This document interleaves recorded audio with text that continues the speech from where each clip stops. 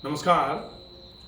High BP, उच्च रक्तचाप, ये ऐसी समस्या है कि अगर कोई 25 से 30 साल के बीच की उम्र में है और उनको कहा जाए कि क्या बीमारी है, तो सामान्य तौर में 10 में से 5 से ज़्यादा लोग ये कहना चालू कर गए हैं कि बीपी की समस्या है, बाकी और तो कोई दिक्कत नहीं है। बीपी का मतलब खून का दबाव, जहां खून बहता है। कहां बहता है? खून की नलियों में।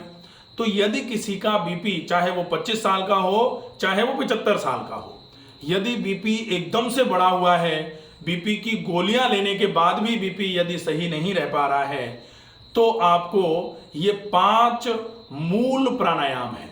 इन 5 प्राणायामों का अभ्यास यदि आप करते हैं तो निश्चित ही बढ़े हुए बीपी को बहुत चमत्कारिक ढंग से आप कंट्रोल कर पाएंगे। बीपी बढ़ा हुआ है तो इन प्राणायामों को करने के पहले आपको कुछ विशेष ध्यान में रखने वाली जो बातें हैं उनको सुन लेना चाहिए। सबसे पहला काम, अगर बीपी बढ़ा हुआ है तो आप अपने कोलेस्ट्रॉल को चेक कराइए। कोलेस्ट्रॉल अगर ज़्यादा है तो चिकनाई, बाहर का खाना, ज़्यादा खाना और ज़्यादा आराम करने की आदत जो है इसको छोड़ दिया जाए। इसके साथ में ज़्यादा मात्रा में पानी पिया जाए। कोशिश करें ज़्यादा से ज़्यादा टहलें। इस सामान्य दिनचर्या में आप इन सारी चीज़ों को जोड़ लीजिए। पानी ज़्यादा से ज़्यादा पिएंगे। लौकी का जूस पी सकते हैं, नारियल का पानी पी सकते हैं, जौ का पानी ले सकते हैं, सौंफ का पानी आप दिन में 1 बार ले सकते हैं। ये सारी की सारी चीज़ें डायूरेटिक होती हैं, ये बीपी को कंट्रोल करने में आपकी मदद कराती हैं। इसके बाद अब हम देखते हैं वो कौन से 5 प्राणायाम हैं जिन प्राणायामों का अभ्यास यदि बढ़े हुए बीपी में आप करते हैं तो बीपी तुरंत कम होना चालू हो जाता है। पहला प्राणायाम का नाम है चंद्र अनुलोम विलोम। चंद्र अनुलोम विलोम के लिए सबसे पहले आप किसी भी सुविधाजनक आसन में बैठ जाएं। तो सुविधाजनक आसन का नाम आते ही सुखासन का नाम आता है। सुखासन की अवस्था में बैठ जाएं। डेमो के लिए आज हमारे साथ उपस्थित हैं डॉक्टर आयुष। ये आपको बताएंगे कि प्राणायामों का अभ्यास किस तरीके से आप करें। तो सुखासन की अवस्था में बैठे, दोनों हाथ घुटनों पर, हथेलियां आसमान की ओर, तर्जनी और अंगूठे का अग्रभाग आपस में मिला हुआ। अब आपको करना है चंद्र अनुलोम विलोम। चंद्र अनुलोम विलोम का मतलब, चंद्र मतलब बायां, तो आप अपने दाहिने हाथ के अंगूठे को दाहिनी नासिका पर लगा लेंगे। दाहिने हाथ के अंगूठे को दाहिनी नासिका पर लगा लेंगे। बाईं नासिका आपकी पूरी खुली रहेगी। आप देख रहे हैं दाहिनी नासिका, ये जो उधर वाला हाथ है दाहिना हाथ है, दाहिनी नासिका पर अंगूठा लगा रखा है। बाईं नासिका पूरी खुली हुई है। बाईं नासिका अर्थात चंद्र स्वर पूरा खुला हुआ है। चंद्र से ही श्वास को भर रहे हैं अनुलोम, चंद्र से ही श्वास को छोड़ रहे हैं विलोम। चंद्र अनुलोम विलोम, चंद्र अनुलोम विलोम, अनुलोम विलोम, अनुलोम विलोम, अनुलोम विलोम। और चंद्र से है इसलिए चंद्र अनुलोम विलोम बोल रहे हैं। इस प्राणायाम का अभ्यास आप 3 मिनट तक लगातार करें। प्राणायाम का अभ्यास जब भी करते हैं कोशिश करेंगे आंखों को बिल्कुल बंद रखा जाए।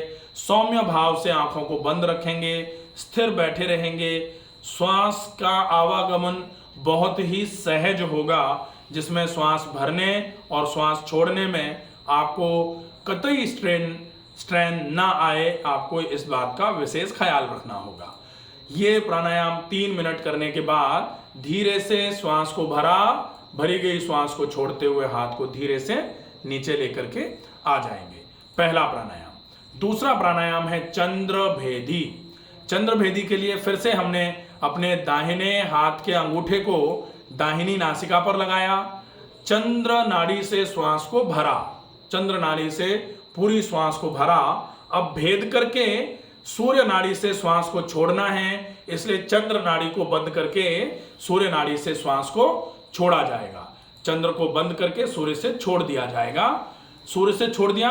अब चूंकि भरना चंद्र से ही है तो यहां अल्टरनेट नॉस्ट्रल ब्रीदिंग, जो अभी नाड़ी शोधन अनुलोम विलोम के नाम से जाना जाता है, उसमें और चंद्र भेदी में यही अंतर है चंद्रभेदी में आप लगातार श्वास चंद्र से भर रहे हैं, भेद करके सूर्य से छोड़ दे रहे हैं, फिर चंद्र से भर रहे हैं, भेद करके सूर्य से छोड़ दे रहे हैं, चंद्र से भर रहे हैं, सूर्य से छोड़ रहे हैं, चंद्र से भर रहे हैं, सूर्य से छोड़ रहे हैं, चंद्र से भर रहे हैं, सूर्य से छोड़ रहे हैं।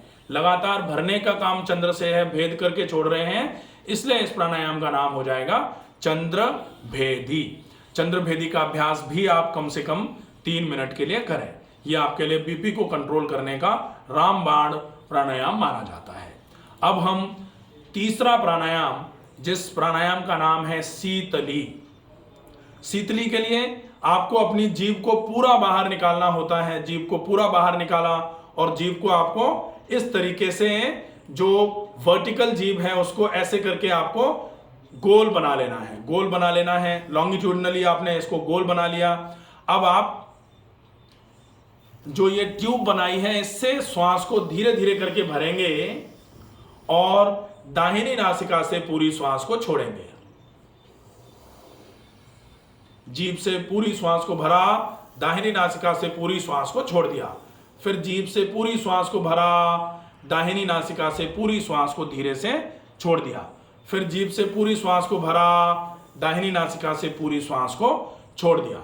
इसमें आप इस चीज का अभ्यास जरूर करें कि आप जीभ को फोल्ड करके श्वास को जीभ से भर रहे हैं। जब आप छोड़ेंगे तो मुंह को पूरा बंद कर लीजिए, फिर पूरी श्वास को छोड़ दीजिए। फिर मुंह खोला, जीभ को फिर से ट्यूब बनाया, श्वास को भरा, फिर मुंह को बंद कर लिया, दाहिनी नासिका से पूरी श्वास को फिर से छोड़ दिया। इस शीतली प्राणायाम का अभ्यास भी आप लगभग 3 मिनट कर सकते हैं। बहुत अच्छे तरीके से यह प्राणायाम आपकी मदद करेगा। इसके बाद अगला प्राणायाम है शीतकारी प्राणायाम। शीतकारी प्राणायाम के लिए आपको जीभ को पूरा बाहर निकालना है। अब आपको जीभ को हॉरिजॉन्टली इस तरीके से आपको पलटते हुए पीछे की तरफ ले जाना है और टिप ऑफ टंग जो है वो आपका पोस्टीरियर पैलेट पर टच हो जाए। पोस्टीरियर पैलेट, जो हार्ड पैलेट है आगे वाला, उसके पीछे जो है वो सॉफ्ट पैलेट जो होता है वहां पर टच हो जाए आपका टिप ऑफ टंग। और उसके बाद फिर आपको मुंह से श्वास को भरना है, मुंह से श्वास को भरना है।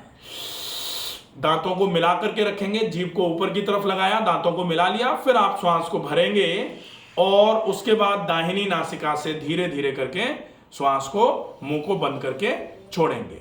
फिर जीभ को ऊपर लगाया हुआ है, मुंह से श्वास को भरा जाएगा और फिर बाईं नासिका को बंद करके दाहिनी नासिका को खोल करके दाहिनी नासिका से पूरी श्वास को छोड़ दिया जाएगा।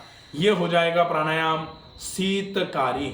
इस शीतकारी प्राणायाम का अभ्यास भी आप लगभग 3 मिनट कर सकते हैं। अगर आप 5 प्राणायाम का अभ्यास कर रहे हैं और आपके पास 5 मिनट से ज्यादा का समय नहीं है तो फिर आप 1-1 मिनट करके 5 प्राणायाम का अभ्यास कर सकते हैं। यह भी आपके लिए बहुत इफेक्टिव तरीके से आपका लाभ करवाएगा। अब 5वां नंबर का प्राणायाम जो है उसको बोला जाता है सदंता। सदंता का मतलब है ऊपर और नीचे के दांत आपस में मिले हुए रहेंगे और टिप ऑफ टंग जो है वो ऊपर के दांतों के बिल्कुल पीछे लग जाएगी।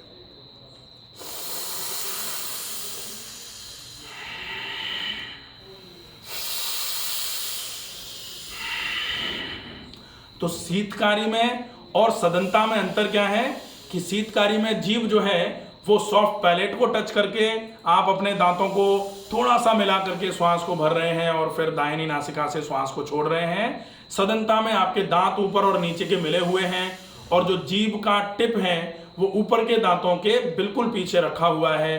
फिर आप श्वास को भर रहे हैं और नासिका से श्वास को धीरे धीरे करके छोड़ रहे हैं। आप चाहें तो दोनों नासिकाओं से श्वास छोड़ सकते हैं और अगर आप चाहें तो दाहिनी नासिका से श्वास को छोड़ सकते हैं। दाहिनी नासिका से श्वास को छोड़ने का मतलब होता है कि दाहिनी नासिका अर्थात सूर्य स्वर। सूर्य स्वर मतलब आप गर्मी को पूरा बाहर निकाल रहे हैं।